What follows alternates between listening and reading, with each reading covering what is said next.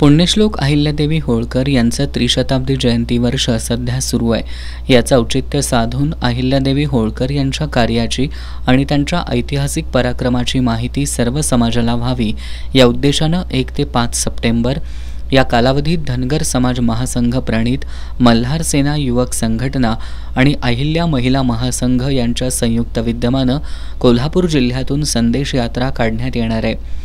मल्हार सेनेचे सरसेनापती बबनराव रानगे यांनी पत्रकार बैठकीत ही माहिती दिली। 1 सप्टेंबर रोजी सकाळी 8 वाजता नवीन वाशीनाका आपटेनगर इथल्या पुण्यश्लोक अहिल्यादेवी होळकर स्मारकापासून या यात्रेचा प्रारंभ होणार आहे। त्यानंतर जिल्ह्यातील सर्व तालुक्यांमधून ही यात्रा निघणार आहे। सुमारे 100 कार्यकर्ते दररोज या यात्रेत सहभागी होणार आहेत।